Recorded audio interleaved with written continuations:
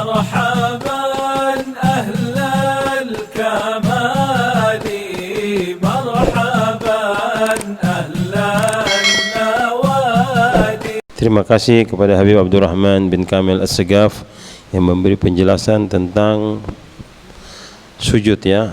Jadi mungkin dari para jamaah ada yang belum jelas atau ada yang mau ditanyakan kepada para jamaah, saya persilahkan. Ya, bismillahirrahmanirrahim. Assalamualaikum warahmatullahi wabarakatuh.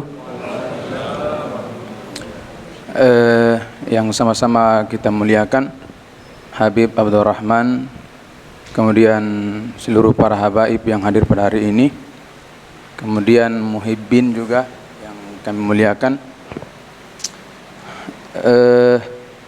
Dari yang dijelaskan oleh Habib tadi bahwa kurang lebih ada satu ayat Al-Quran dan satu hadis Nabi menjelaskan tentang sujud,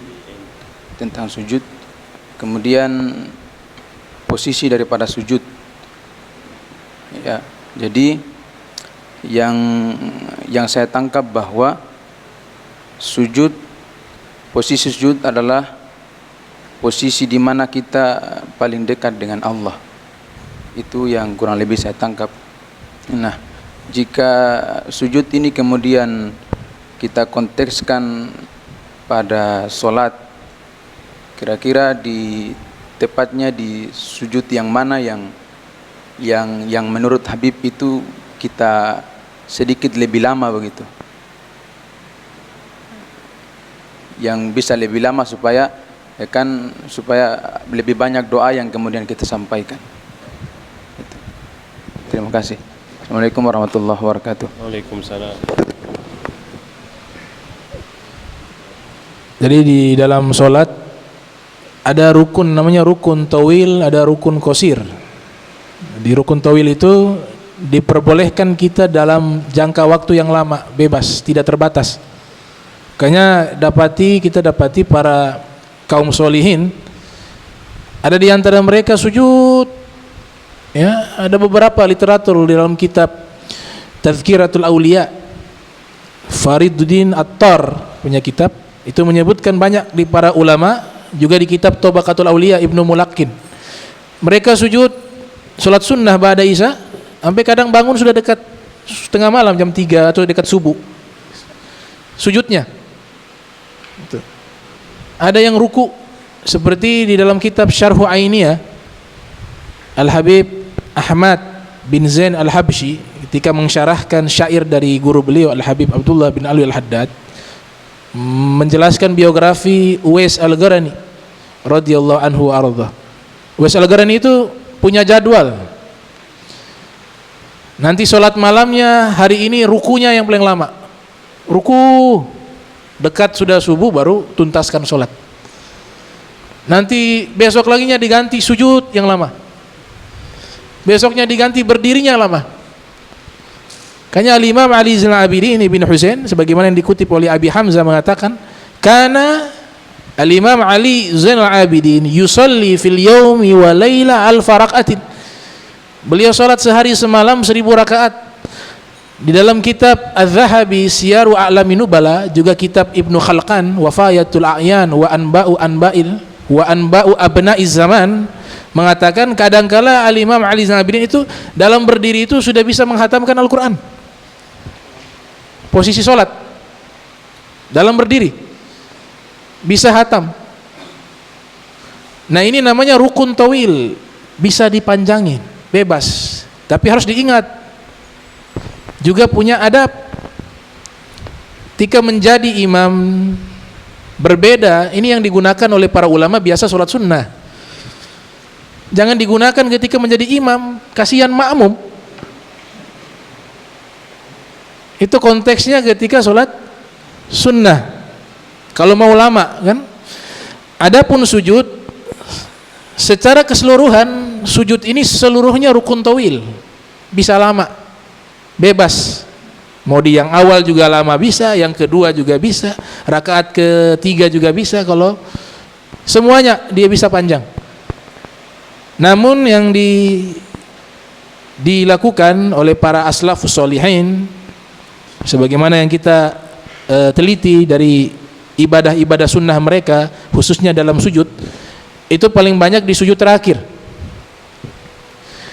Sujud terakhir itu mereka banyak memuat doa-doa tambahan, karena Imam Nawawi kan sebagaimana pernah dijelaskan dalam kitab Majmu' bahwa doa yang di luar solat boleh kita gunakan di dalam solat, bebas. Bahkan menyebut nama orang untuk kita kirimkan doa juga boleh. Imam Nawawi sebutkan kitab Majmu', Allahumma gfir lahu warhamhu. Nah, kemarin saya rarat juga di pertemuan yang lalu, saya mengatakan nama itu batal disebutkan ya. Nah, itu maksudnya nama yang kita sebutkan tidak di dalam konteks berdoa, itu batal. Saya sholat tiba-tiba saya panggil Ustadz Ahmad, batal, karena bukan doa, nida, panggilan. Tapi kalau Allahumma gfir lil Ustadz Ahmad bin Usman, Allahumma a'li darajatahu, tidak batal. Kenapa? Karena masuk bab doa. Jadi jangan ragu lagi kalau doa mau nyebut nama orang tua yang sudah meninggal, apalagi dalam keadaan sujud terakhir di dalam solat. Nabi katakan posisinya paling dekat dengan Allah, makanya mereka letakkan itu di bagian akhir dan di saat sujud. Itu di saat sujud terakhir biasa yang lama. Doa dibaca di situ sesuka hati. Mau baca dari jam 9 nanti sampai jam 3 baru selesai juga tidak masalah. Tapi sholat sunnah tidak masalah. Tapi khawatir nanti mimisan, keluar darah setelah lama sujud. Itu. Jadi seperti itu. Ya. Ada kitab tadi yang saya sebutkan, kitabnya Ibnu Arabi mengatakan ada pendidikan filosofi di dalam sujud. Kenapa sujud paling banyak dibanding gerakan-gerakan yang lain? Kalau ruku hanya 1 kali, sedangkan sujud itu 1 rakaat 2 kali. Karena ingin mendidik hati dan ruh kita agar senantiasa tawadhu di hadapan Allah dan di hadapan manusia. Man tawadha'a lillah rafa'ahu Allah. Siapa yang tawadu karena Allah, Allah angkat derajatnya. Ibadur Rahman alladzina yamshuna 'alal ardi hauna wa idza khatabahumul jahiluna qalu salama. Hamba-hamba Allah yang penyayang ketika berjalan di muka bumi dalam keadaan rendah hati. Kalau berdialog dengan orang dengan sopan, dengan ucapan-ucapan yang membawa keselamatan. La tusair khaddaka linnas wa la tamshi fil ardi maraha innallaha la yuhibbu kulla mukhtalin fakhur. Ya, jangan berjalan dengan model jalan sombong. Jadi ayat ini luar biasa. Allah melarang jangan tiru cara jalannya orang sombong. Jangan tiru cara jalannya orang sombong. Ada sahabat namanya Abu Dujana. Abu Dujana dalam satu peperangan disebutkan dalam kitab Fiqh Sirah Nabawiyah, Syekh Dr. Muhammad Said Ramdan Al-Buti menyebutkan Abu Dujana ketika dalam satu peperangan bersama Nabi Muhammad SAW, beliau berjalan di hadapan musuh dengan sombong. Dada diusungkan ke depan dengan pedangnya, jalan di hadapan Nabi Muhammad SAW. Kata Nabi apa? Jalan yang model begini haram. Dia punya gaya saja Nabi haramkan. Gaya jalan seperti ini tidak baik, haram. Tapi khusus kali ini dalam peperangan Abu Dujana, maka itu diperbolehkan. Karena mau menghadapi musuh. Tapi kalau di luar peperangan tidak boleh jalan seperti ini. Kata Nabi SAW, luar biasa dalam konteks lagi jihad, peperangan, Nabi tidak lupa mendidik umat. Lagi perang ini, sempat-sempat Nabi mengajar. Nabi katakan, Abu Dujana jalan di depan dengan sombongnya di hadapan musuh. Nabi katakan, wahai orang-orang terdekatku, lihat jalan yang seperti ini, jalan yang paling dimurkai oleh Allah. Ini jalannya orang sombong, tidak boleh seperti ini. Tapi khusus untuk Abu Dujana pada hari ini diperbolehkan. Rasul sallallahu alaihi wasallam. Itu. Jadi filosofi sujud itu luar biasa, agar kita tawadhu. ya, tawadu yang asli. Karena ada dalam kitab Al-Hikam ada sarahnya Ikadzul Himam ala Syarhil Hikam, man athbata nafsahu, siapa yang menetapkan dirinya tawadu, itu dikatakan faqad takabbara haqqa, maka dia orang yang paling sombong. Maksudnya bagaimana nih kalimat? Jadi tawadunya rekayasa. Tawadunya direkayasa. Dia yahanu tawadu, menunduk kepala di depan orang, Masya Allah, dengan tujuan agar orang memuji dirinya tawadu. Dan itu masuk bab bukan tawadu, bab sombong. Jadi kebaikan yang original itu gak bisa direkayasa, amal hati itu. Misal contoh, dalam kitab Ikadzul Himam mengatakan, biasanya para ulama di zaman terdahulu mereka sudah buat tempat khusus. Jadi para ulama itu ya tempatnya duduk di depan. Sudah tidak masuk bab sombong, bab tidak, itu urusan hati, urusan dia dengan Allah. Datang satu ulama, dia duduk di belakang dengan pakaian yang lengkap, duduk di belakang. Padahal tempatnya di depan. Kemudian orang-orang melihat, insyaallah, ayo. Dia bilang, ya sudah, jangan. Di sini saja, di sini. Tapi di saat yang sama hati berbisik, alhamdulillah dong, lihat saya. Bagaimana saya punya sifat tawadu. Pada saat itu dia bukan tawadu, tapi dia sedang sombong dengan dirinya sendiri. Itu yang dimaksudkan, perbuatan baik itu tidak bisa direkayasa, tapi Allah tahu apa yang di hati. Namun terjemahan dari hati biasanya nampak dengan perbuatan. Jadi tidak serta-merta orang yang begitu kita vonis, oh dia itu pura-pura tawadu, tidak. Diajarkan kita prasangka baik. Nah, terjemahan daripada perbuatan itu menerjemahkan isi hati. Biasanya seperti itu. Makanya ada syair itu, innal kalama la fil fuadi wa innama ju'ilal lisanu 'alal fuadi dalilah. Ucapan yang sesungguhnya itu terletak dalam hati. Adapun lisan ini adalah menerjemahkan isi hati. Hasan al-Banna mengatakan al-kalam nisful qalbi. Ucapan yang keluar dari lidah kita itu menggambarkan separuh isi hati kita. Perilaku yang nampak di hadapan mata kita itu menggambarkan keadaan hati kita. Itu. Dalam doa Nabi SAW, dalam kitab Risalatul Muawanah, Nabi berdoa, ya, Rasulullah mengatakan, Allahumma inni as'aluka, ya, khaira sarirati, ya Allah, aku minta kepadamu agar sarirati, hatiku ini baik, wal alaniyati, dan juga yang nampak juga baik, waj'al sarirati khairan minal alaniyati, namun jadikan yang dalam hati jauh lebih baik daripada yang nampak. Itu doanya Nabi kita Muhammad sallallahu alaihi wasallam, kama qala Rasul sallallahu alaihi wasallam. Jadi demikian, seperti itu insyaallah. Assalamualaikum warahmatullahi wabarakatuh. Di sini saya mau bertanya masalah sujud. Sujud ini apakah ada berkaitan dengan kita dalam kubur pada saat dibangkitkan? Itu yang saya tanya sih, masalah dalilnya apakah ada? Kita bersujud dalam kubur, kita dibangkitkan. Ada berkaitan, ada enggak? Terima kasih. Assalamualaikum warahmatullahi wabarakatuh. Jadi yang pertama masalah sujud, apakah ada kaitan dengan hari kiamat? Mungkin maksudnya meninggal dalam keadaan sujud, begitu ya? Nah, itu lebih spesifik begitu. Nah, ada kitab judulnya Allahumma shalli ala Muhammad sallallahu alaihi wasallam, Syarhus Sudur. Syarhus Sudur nama kitabnya. Syarhus Sudur, disusun oleh Al-Imam Suyuti. Nah, kitabnya Imam Suyuti judulnya Syarhus Sudur. Di situ ada bab tentang orang yang meninggal dalam keadaan sujud atau orang yang hidup banyak sujud dalam konteks ibadah kepada Allah.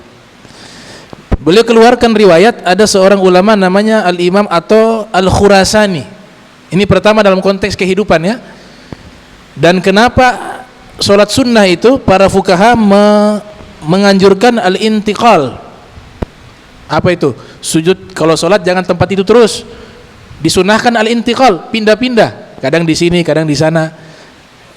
Nah, ini hikmahnya luar biasa. Dalam kitab Syarhus Sudur dijelaskan, juga dalam kitab Faidul Qadir. Tebal itu, ada 8 jilid atau 9 jilid itu kitab.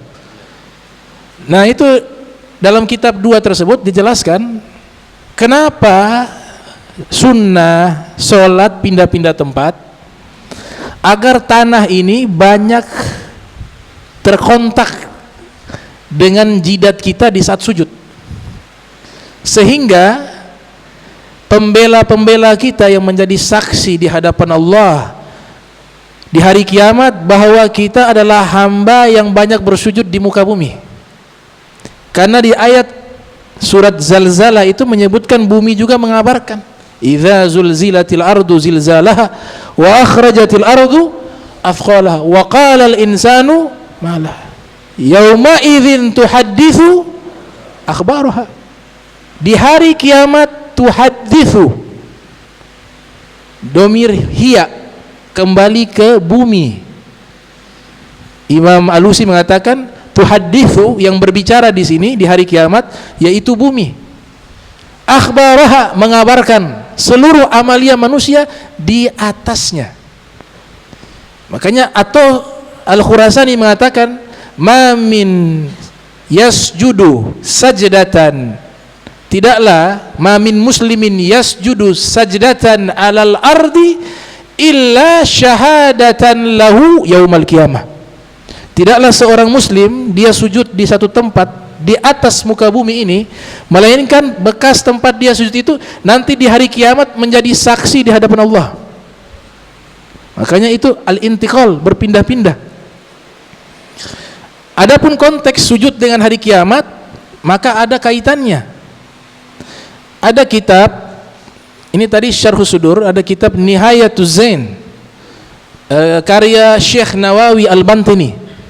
Itu menjelaskan ada alamat-alamat min ahlil jannah, itu ada 3 tanda-tanda orang tersebut insya Allah penghuni surga. Itu ada 3.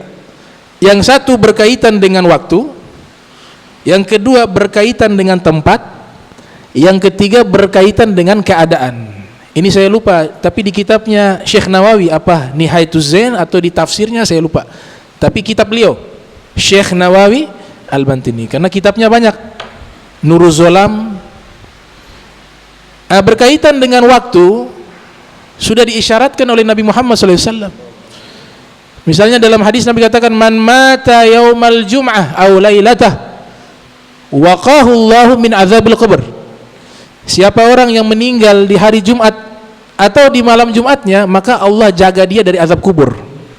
Berarti ada kaitan dengan waktu. Atau meninggal di bulan yang mulia, syahrul Ramadan misalnya.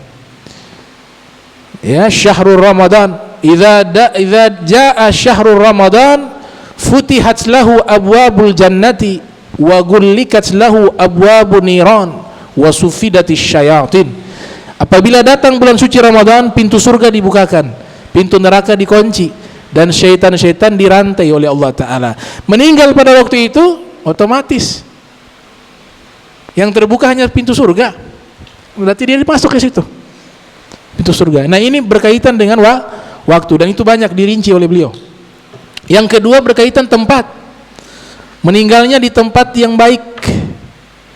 Nabi katakan dalam hadis, kalau kalian mau meminta wafat, mintalah wafat di Madinatul Munawwarah, karena saya memberikan syafaat di Madinatul Munawwarah, di Makkah, di tempat-tempat meninggalnya para solihin. Jadi kita dikuburkan di tempat-tempat para solihin, dikuburkan. Ini berkaitan tempat-tempat yang baik. Nah, yang ketiga ini yang berkaitan dengan sujud tadi. Tanda-tanda penghuni surga meninggal dalam keadaan baik. Misal keadaan lagi membaca Al-Quran, keadaan sedang sholat, keadaan sedang sedekah, sedang mengaji, sedang ceramah, pokoknya dalam keadaan baik.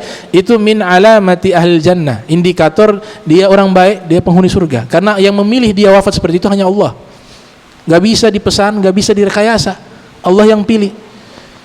Dan yang paling terbaik secara keseluruhan itu dalam posisi sujud. Posisi sujud dalam sholat itu yang paling terbaik. Ada magalah, walaupun ini dikatakan hadis, tapi sebagian ulama mengatakan ini magalahnya para ulama. Yamutul mar'u ala ma 'asha alaih wa yub'atsu anhu ala ma mata alaih. Wafatnya seseorang, keadaannya itu tergantung dengan kesibukannya di dalam hidup. Kalau ia sibuknya mengaji, membaca Al-Quran, maka insya Allah meninggalnya tidak jauh dari baca Al-Quran. Ia sibuknya sholat sunnah ditambah dengan sholat yang lainnya, maka meninggalnya tidak jauh dari sholat. Dia sibuknya hadis majlis pengajian, insya Allah meninggalnya tidak jauh dari pengajian. Nah ini wafatnya seseorang, keadaannya ini menentukan aktivitas sehari-harinya. Tapi kalau sibuknya drama Korea, drakor 4 jam, 5 jam, 9 jam, 7 jam, 4 jam kuat di televisi, dikhawatirkan meninggal dalam keadaan menonton drama Korea. Nauzubillah min dzalik. Karena apa? Nanti kalau orang wafat dalam keadaan tersebut, yub'atsu anhu ala ma mata alaih. Di hari kiamat juga, nah ini kaitannya hari kiamat. Di hari kiamat dia dibangkitkan dalam kondisi akhir dia meninggal. Kondisinya sujud, maka di hari kiamat dia bangkit dalam keadaan sujud. Meninggalnya membaca Al-Quran, di hari kiamat bangkit dalam keadaan membaca Al-Quran.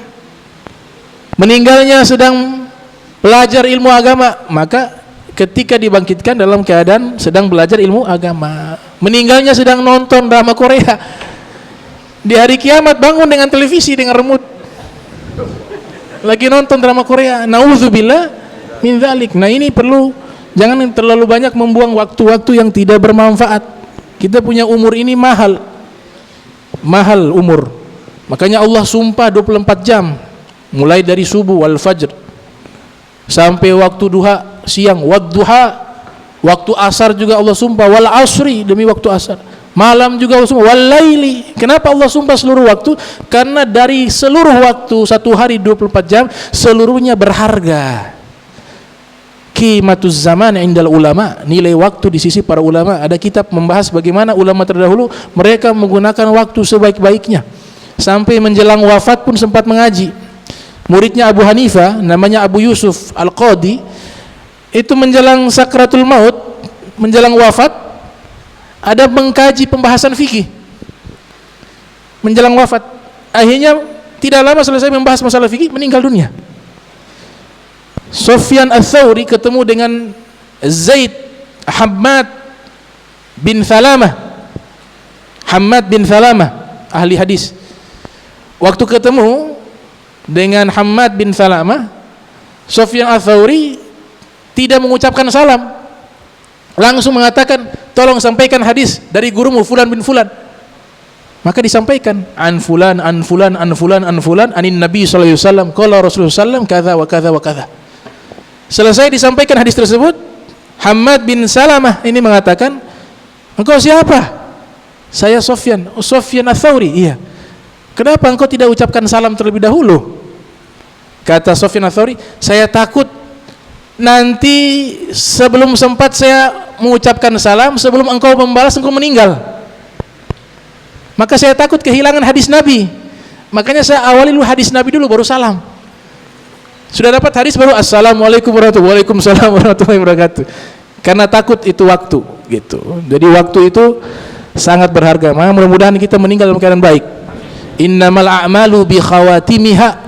Amalan itu dikunci, dihitung bagian penutupnya. Penutupnya baik, insyaallah baik. Penutupnya buruk, maka naudzubillahi min dzalik. Allahumma inna nas'aluka husnal khatimah ba'dal afiyah wa tulil umur. Assalamualaikum warahmatullahi wabarakatuh. Saya mau bertanya tentang wudu. Minggu-minggu lalu di Masjid Al-Amin, Habib bilang kalau air minum dijadikan air untuk berwudu itu haram, itu tidak baik, itu dikatakan zalim. Tapi para sahabat saat menemukan sumur, mereka berwudu dan juga minum. Itu saya. Jadi air saya katakan itu makruh, bukan haram. Hukumnya makruh menggunakan air yang dibeli dengan harga yang mahal untuk minum, bukan air minum. Air ini mahal nih, kita keluarkan uang untuk minum. Kita gunakan itu untuk wudu, itu makruh. Karena itu kan dengan biaya yang mahal. Adapun di zaman Nabi SAW, air tersebut mereka biasanya sumur itu gratis. Tidak ada minta bayaran. Itu diwakafkan gitu. Jadi air maksudnya air yang itu sudah buat minum, air galon dan sebagainya itu sebagai bentuk apa? Memposisikan pada tempatnya. Ini barang sudah beli mahal-mahal yang untuk minum, bukan untuk wudu. Wudu ada air yang lain, gitu. Jadi tidak sampai haram tapi makruh, ya, makruh, tidak baik. Allahumma jam'ana hadza jam'an marhuma wa tafarraqna min ba'di tafarraqa ma'suma wa la tajal minna wa la minna syaqiyya wa la mahruma.